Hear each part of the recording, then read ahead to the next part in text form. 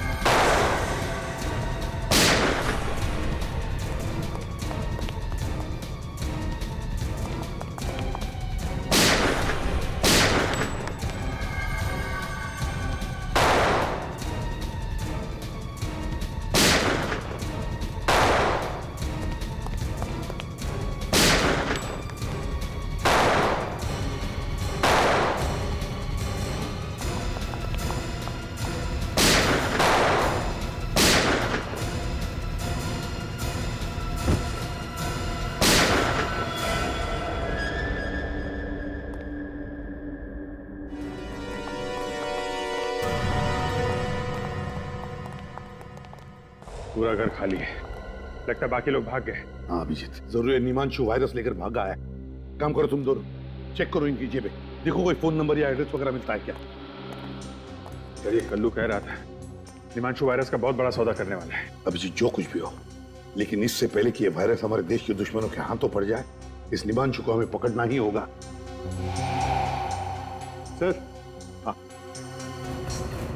Sir, इसके पास ही mobile मिला।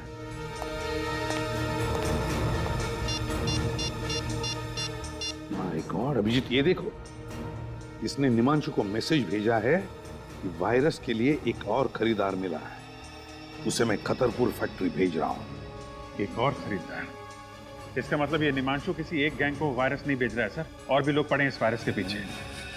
ये निमांशु इस वायरस की नीलामी कर रहा होगा खतरपुर फैक्ट्री में। हाँ अभिजीत, एक काम करो अभिजीत, तुम अपने लिए एक नकली नाम, एक नकली आइडेंटिटी ले लो, मैं तुम्हें और निमांशु को एक मैसेज भेजता हूं।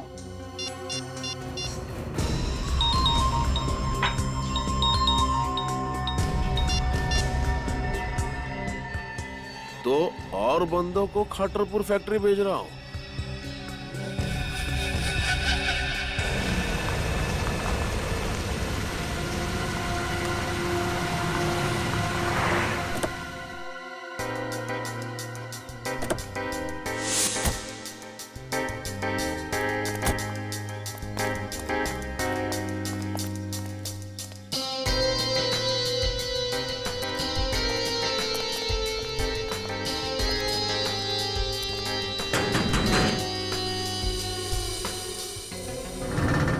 क्या हुआ? कौन हो तुम दोनों? हम मार्को है और ये मेरा छोटा भाई डार्को है। हम लोग वायरस खरीदने को आए। धीरे बोलो, धीरे। हम लोग वायरस खरीदने को आए हैं। ठीक है ठीक है, अंदर आओ। अंदर?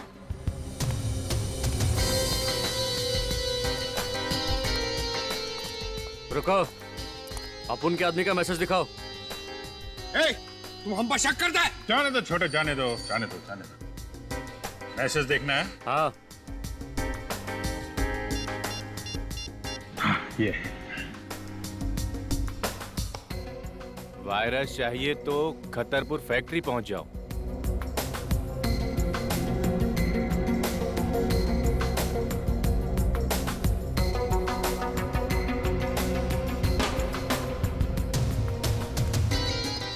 एक मिनट।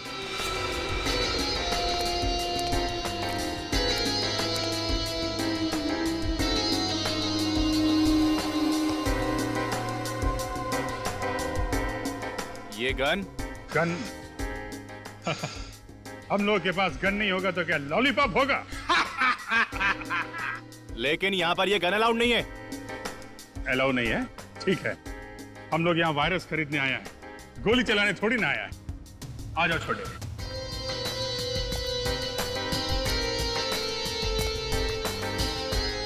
बॉस, ये मार्को और ये इनका छोटा भाई Tarko. Hello Nimanshu. Hello Marco, Tarko. पहले कभी सुना नहीं इन दोनों के बारे में। इसीलिए तो हम वो वायरस खरीदने को आए। उस वायरस से हम वो धूम मचाएगा कि इंटरपोल का पुलिस भी हमारे नाम से थर थर कांपेगा। कहां से पकड़ के लेके आए इन दो नमूनों को? कितना कीमत है तुम्हारा वायरस का? सबसे ज्यादा कीमत हम देगा। बिठाओ इन दोनों को। चलो अंदर आ जाओ। नमूना बोला तुमको?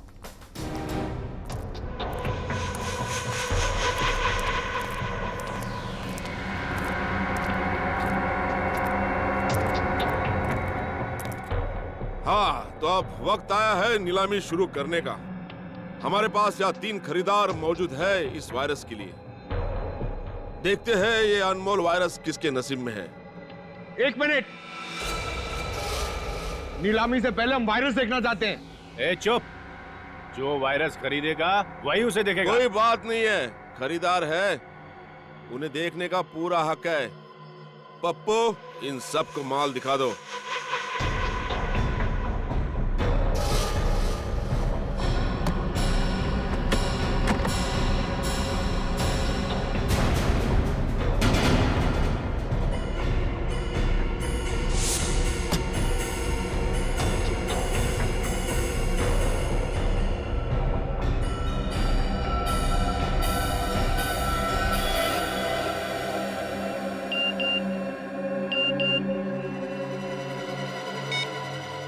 वायरस यहीं पर है। हाँ, तो नीलामी की शुरुआत होगी 10 करोड़ रुपए से। चलिए, बोली लगाइए। 11 करोड़, 12 करोड़, 15 करोड़, 20 करोड़, 20 करोड़, 40 करोड़, हाँ, 40 करोड़, 50 करोड़,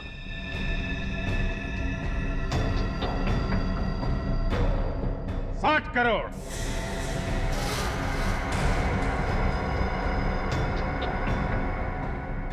60 करोड़, बस 60 करोड़। इस अनमोल वायरस की कीमत तो 100 करोड़ भी कम है। कदरदानो, बोली बढ़ाइए। है कोई? 60 करोड़ 1, 60 करोड़ 2, 60 करोड़ 3। मुबारक हो मार्को और टार्को, वायरस आपका हो गया। पैसे लायो? कैसी बच्चों वाली बातें करते हो निमांशु? 60 करोड़ रुपए कोई पॉकेट में लेके घूमेगा? ये लो, मेरे इस मोबाइल फोन में अपना अकाउंट नंबर टाइप कर दो। 2 मिनट में तुम्हारे अकाउंट में पैसे ट्रांसफर हो जाएंगे। लाइए।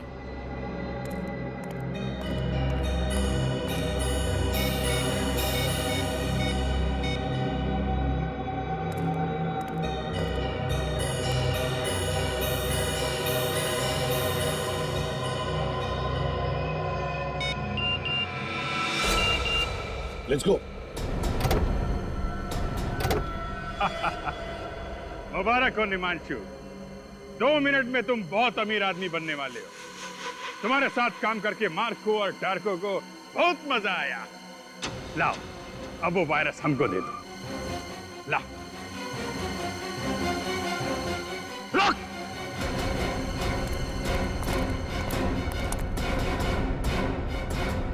वायरस ये लोग नहीं, हम लेकर जाएंगे। गन नीचे कर। ये ठीक नहीं है, गन नीचे करो। ये चीटिंग है। नीलामी हम जीता है। 2 मिनट के अंदर निमांशु के अकाउंट में 60 करोड़ रुपए पहुंचने वाले हैं। अपने आदमी को बोल गन नीचे करे, वरना सारी गोलियां तेरी खोपड़ी में डाल दूंगा। वेरी गुड, वायरस मुझे दो। पप्पू, वायरस दे दे।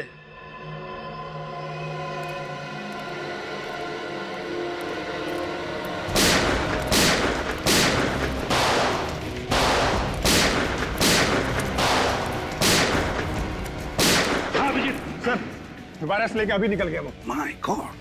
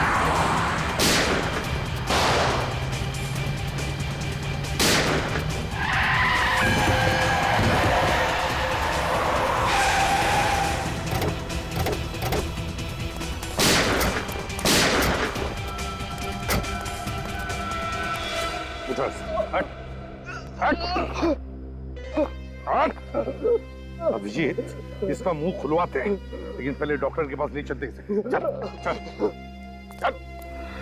मुझे सच में नहीं पता था, आप वो लोग वायरस चुरा के खा लेके गए। ऐसे नहीं मानेगा सर, लातों के भूत बातों से नहीं मानते। अब आप लोग मेरा यकीन क्यों नहीं करते साहब? मुझे झूठ बोल के क्या मिलेगा साहब?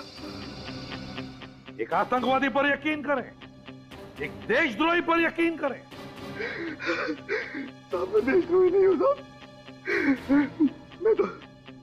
मैं तो पिछले हफ्ते इस गिरोह से जुड़ा हूँ साहब। अगर मुझे पहले पता होता साहब ये लोग देश को इतना बड़ा नुकसान पहुंचाने वाले हैं, तो मैं कभी इन लोगों का साथ नहीं देता साहब, कभी नहीं। फिर किसने कहा तुम्हें इस गैंग में शामिल होने के लिए? साहब पैसों के खातिर मैं इन लोगों के साथ जुड़ गया था साहब। अच्छा, तो पहले मालूम नहीं था कि ये लोग वायरस चुराने वाले? हाँ? नहीं साहब, ये लोग मुझे कुछ बताते नहीं थे साहब। मुझे तो आज सुबह तक ये भी नहीं पता था कि हम लोग वायरस चुराने के लिए एक बार फिर से हमला करने वाले साहब। फिर से? हाँ साहब। पहले कब किया था हमला? कौन? साहब इससे पहले जो सरकारी बिल्डिंग पे हमला हुआ था, वो हमला भी हम ही लोगों ने किया था साहब। सरकारी बिल्डिंग पर हमला किया था? हाँ? और कहते हो कि तुम देशद्रोही नहीं हो? नाम क्या है तुम्हारे बॉस का? है कौन वो? सब दामोदर नाम है उसका साहब। दामोदर? पूर्वी, हमारे क्रिमिनल रिकॉर्ड चेक करो, देखो क्या पता चलता है इस दामोदर के बारे में। सर, कब से प्लानिंग चल रही थी तुम्हारी इस हमले की? प्लानिंग तो तभी से चालू थी सर, जब से निमांशु के गिरोह वाले वायरस हमारी नाक के नीचे से निकाल के ले गए थे साहब। इस बात की जानकारी दामोदर उसके कुछ खास आदमियों को ही होती थी साहब। इसके अलावा मुझे कुछ नहीं पता था। कुछ नहीं पता सुन के हमारे कान सड़ गए। हाँ? ये वायरस कहाँ है बता दे, वरना तेरा क्या हशर करेगा कानून ये हम भी नहीं जानते, समझा? सर दामोदर नाम का कोई भी मुजरिम हमारे क्रिमिनल रिकॉर्ड्स में नहीं है। सर, ये आदमी हमसे अभी भी झूठ बोल रहा है। इसने अपने बॉस का असली नाम अब तक नहीं बताया। अब मुझे तो उसका नाम दामोदर ही बताया गया था साहब। हो सकता है उसका नाम कुछ और हो साहब। इसकी शक्ल तो देखी होगी तुमने? हाँ साहब, देखिए साहब। तो फिर उसका स्केच बनवाओ, समझे? और अड्डा बताओ।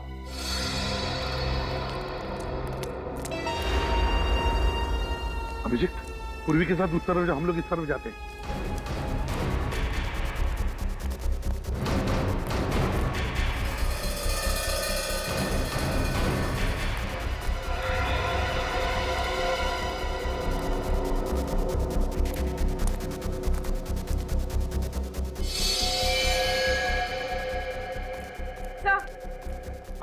सर कुछ भी नहीं मिला, खाली पड़ा हूं।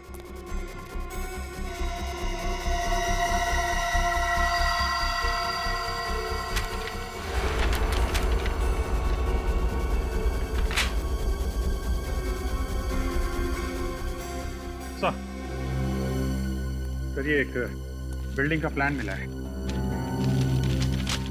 अभिजीत, किस बिल्डिंग का प्लान हो सकता है ये? सर हो सकता है बिल्डिंग इनके छुपने का कोई इकलाट हो। नहीं निखिल, मुझे नहीं लगता ऐसा खतरनाक वायरस लेकर वो बार बार अड्डा नहीं बदलेंगे। मुझे तो लगता है ये लोग इसी बिल्डिंग में वायरस फैलाने वाले हैं।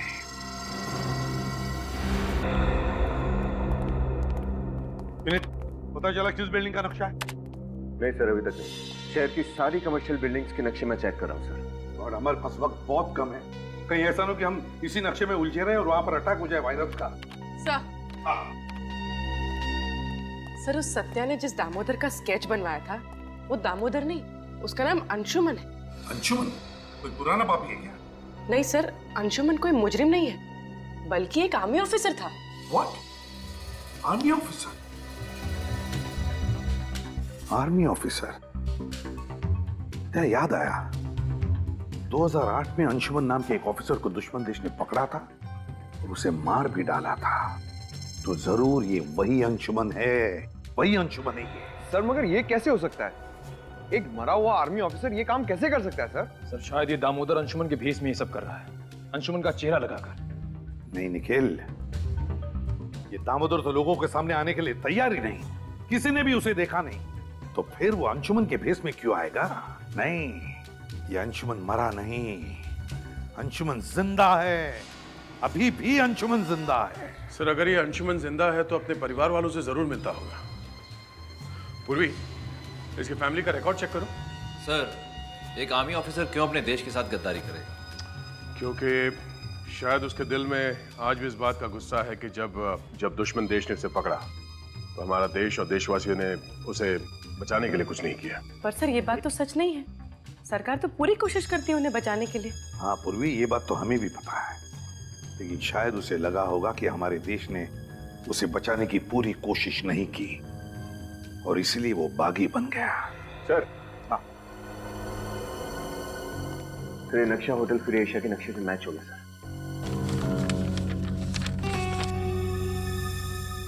Hotel free Asia? मेरे पापा ने अपनी एक एक सांस नौछावर कर दी देशभक्ति के नाम पे, शहीद हो गए इस देश पे, और अब सीआईडी वाले उन्हें देशद्रोही कह रहे हैं, उन्हें मुजरिम कह रहे हैं। I'm sorry मिस रिया, मगर सच्चाई तो यही है कि आपके पिताजी मिस्टर अंशुमान ने देश को धोखा दिया है और वो मरे नहीं, अभी भी जिंदा हैं और अपने ही देश के खिलाफ एक ऐसा षड्यंत्र रच रहे हैं, न जाने उसकी कीमत आने वाली कितनी पुश्तें चुकाएंगी। ये नहीं हो सकता। पापा अगर जिंदा होते तो मुझसे मिलने क्यों नहीं आए? हो सकता है वो आए हो और आप हमसे बात छुपा रही हो। व्हाट? मैं आप लोगों से झूठ क्यों बोलूंगी? मुझे समझ में नहीं आ रहा है आप लोग मेरी बात का यकीन क्यों नहीं कर रहे हैं। चलिए मान लिया कि आप सच बोल रही हैं। हाँ सूरज, मेरे कमरे की तलाशी लो। तलाशी? वो किस लिए? सच बोलने वाले तलाशी देने से कब से डरने लगे? आर्या जी? सर ये मोबाइल फोन मिला, लेकिन इसमें इनके पिता अंशुमन जी का कहीं कोई नाम नहीं। कहीं कोई नाम नहीं है? एक काम करो सूरज, इस मोबाइल को अच्छी तरह से चेक करो और देखो कि रिया जी ने सबसे ज्यादा फोन किन नंबर्स पे किए हैं। सर ये 5 नंबर्स पे। 5 नंबर्स? पता करते हैं कि इनमें से कौन सा नंबर वायरस की नीलामी वाली जगह पर था।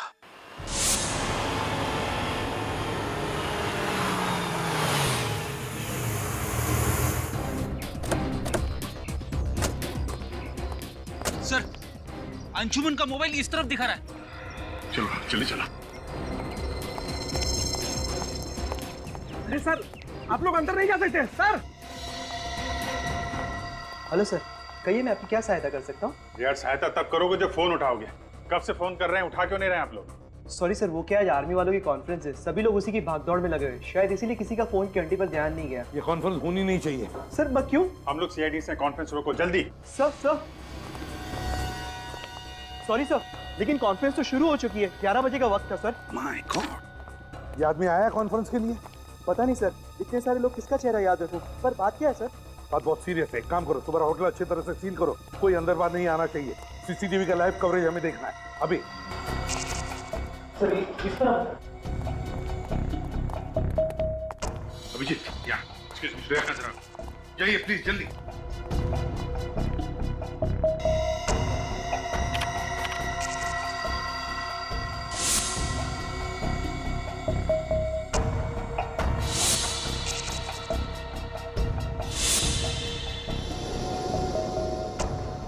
ध्यान से देखना, अच्छी तरह से। श्रेया, कोई दिखा तुम्हें?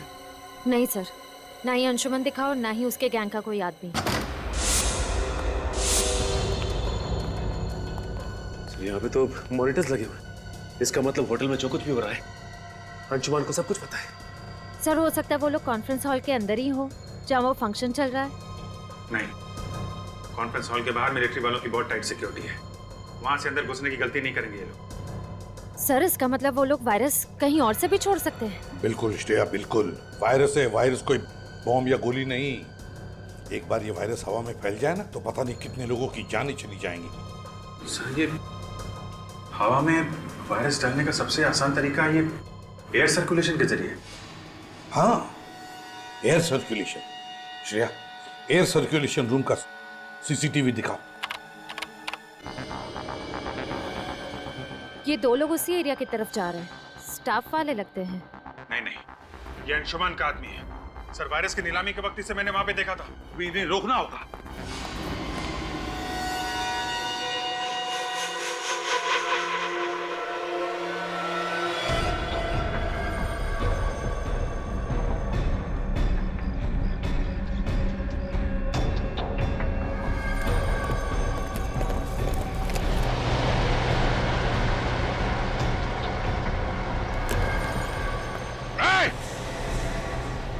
रुक जाओ वरना गोली मार दूंगा।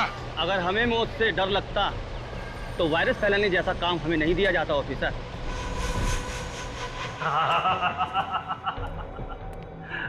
वाकई अंशुमन को सब खबर है, कहा क्या हो रहा है लल्लू राम, बड़ी देर से समझ में आया। शायद तुम्हें इस बात की खबर नहीं है कि सीआईडी तुम्हारे ड्रामे पर पर्दा डाल चुकी है। मासूम लोगों की जानें लेना बहादुरी नहीं, कायरता है। इस देश और देशवासियों को तबाह करना, बस यही हमारा मकसद है। जब तक सीआईडी है तब तक तुम जैसे लोग हमारे देश और देशवासियों का कुछ नहीं कर सकते।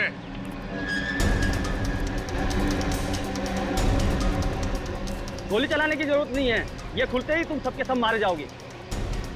ये लोग गणतंत्र दिवस का तोहफा एसीपी प्रद्युमन की तरफ से।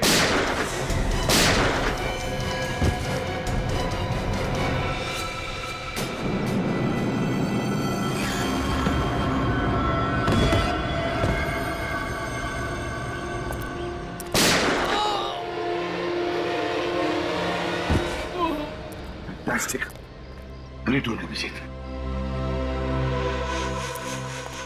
ये कैसे हो सकता है? तुम्हें क्या लगता है ये अंशुमन इतना बेवकूफ है?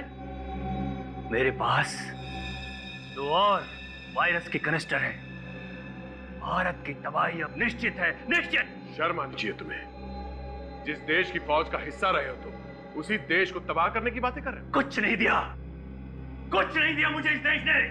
चढ़ रहा था मैं इतने सालों से दुश्मन की बदबूदार जेलों में, और यहाँ भारत के वासी आराम की नींद सो रहे थे, त्योहार मना रहे थे, डिस्को जा रहे थे, इश्क ला रहे थे। देखो अंशुमन, जो कुछ भी तुम्हारे साथ हुआ उस बात का हम सबको अफसोस है, और ऐसी बात नहीं है कि सरकार ने कोशिश नहीं की थी तुम्हें बचाने की। कोशिश की थी। बस अब मेरी जिंदगी का एक ही मकसद है, भारत की तबाही, बर्बादी, और ये रहा उसका पहला नमूना। अंशुमन,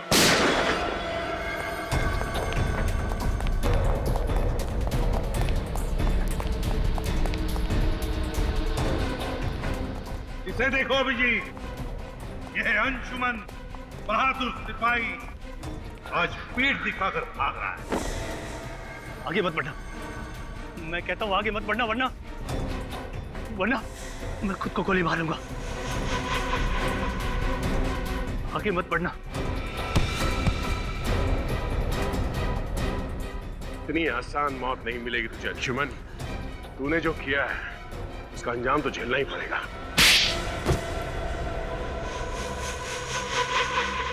मुझे दुख तो इस बात का था कि जिस देश के लिए मैं 8 साल तक लड़ता रहा, उस देश ने मुझे वापस लाने की कोई कोशिश नहीं की। कोशिश की थी, मगर दुश्मन देश के हिसाब से तुम मर चुके थे। और मिस्टर अंशुमान, तुम्हारे साथ 8 सैनिक पकड़े गए थे। फिर ऐसा कैसे हुआ कि सिर्फ तुम ही जिंदा बचे? क्योंकि आतंकवादियों से मिल गया था। ये आतंकवादियों से देश को बेचने निकला था। अगर देश का रक्षक ही भक्षक बनेगा तो दुश्मनों की क्या जरूरत है? लेकिन जब तक हम हैं, जब तक ये सीआईडी है, ऐसा नहीं होगा, कभी नहीं होगा। जय हिंद। जय हिंद।